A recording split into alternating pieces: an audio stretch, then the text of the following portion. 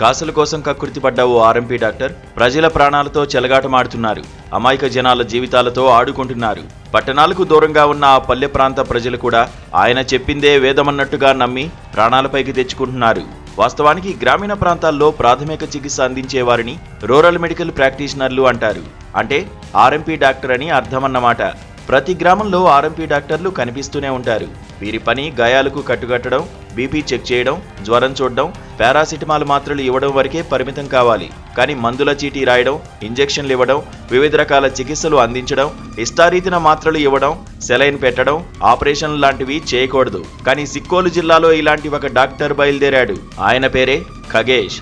ఎలాంటి అర్హత లేకుండానే వైద్యుడిగా చలామణి అవుతున్న ఖగేష్ ప్రజల ప్రాణాలతో చెలగాటమాడుతున్నారు. అలోపతి వైద్యం చేయాలంటే ఎంబీబీఎస్ ఆపై విద్యార్హతలు ఉండాల్సిందే. కానీ ఖగేష్కు అర్హతలేమీ లేకుండానే శ్రీకాకుళం జిల్లా పాతపట్నం మండలం కొరసవాడ గ్రామంలో ఆర్ఎంపీ బోర్డు పెట్టి వైద్యం చేస్తున్నారు.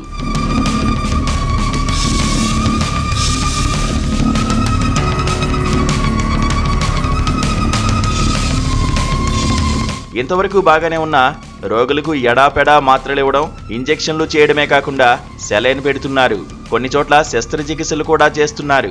ఆసుపత్రికి అనుబంధంగా ఒక ల్యాబ్ కూడా నడిపిస్తున్నారు. ఆసుపత్రికి బోర్డు కూడా లేదు. ఆసుపత్రికి ల్యాబ్కి పర్మిషన్ లేదు. ఆయనకు డిగ్రీ లేదు.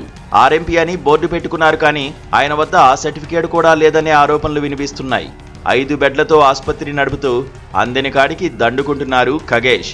రోజు 180 మంది పేషెంట్లు ఆసుపత్రికి వస్తారు. అందులో సగం మందికి ఏవో ఒక టెస్టులు రాసి వేలకు వేలు వసూలు చేస్తారు. ఇదేమని మీడియా ప్రతినిధులు ప్రశ్నిస్తే ఎదురు తిరిగారు ఆ ఆసుపత్రి సిబ్బంది. ఏం చేసుకుంటారో చేసుకోండని బెదిరించారు.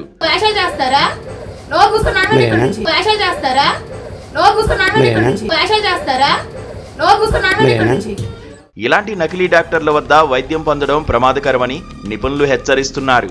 జిల్లా వ్యాప్తంగా ఇలాంటి వారి చేతిలో ఎంతో మంది ప్రాణాలు కూడా పోగొట్టుకుంటున్నారు. ఈయన విశ్వరూపం తెలియక అమాయక ప్రజలు ఎంతంటే అంత డబ్బిస్తూ ప్రాణాల మీదకు తెచ్చుకుంటున్నారు. మరో ప్రత్యామ్నాయం లేకపోవడంతో జనం కూడా ఆయన వద్దకే వెళ్తున్నారు. మరి ఇంత జరుగుతుంటే అధికారులు ఏం చేస్తున్నారనే సందేహం రావచ్చు. తెలిసిందే కదా, వారికి అందాల్సింది అందితే అటువైపు కన్నెత్తి కూడా చూడరు. ఇక్కడ కూడా అదే జరుగుతోంది. జిల్లాకు చెందిన వైద్య ఆరోగ్య శాఖలోని కొందరు అధికారులు, సిబ్బంది అర్హత లేని నకిలీ వైద్యులతో అంటకాగుతున్నారట.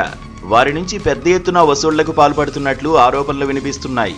దీంతో ఈ నకిలీ వైద్యులు యథేచ్ఛగా ప్రజల ప్రాణాలతో చెలగాటమాడుతూ అందిన కాడికి దండుకుంటున్నారు. ప్రజల ప్రాణాలతో చెలగాటమాడుతున్న నకిలీ వైద్యులపై చర్యలు తీసుకోకుండా ఏదైనా ఘటనలు జరిగినప్పుడు హడావుడి చేసి వెళ్లిపోతున్నారు అధికారులు. తూతూ మంత్రంగా క్లినిక్లు, దవాఖానాలను సీజ్ చేస్తున్నారు. 2-3 రోజులకే మళ్లీ అవి తెరుచుకుంటున్నట్లు ప్రజలు ఆరోపిస్తున్నారు.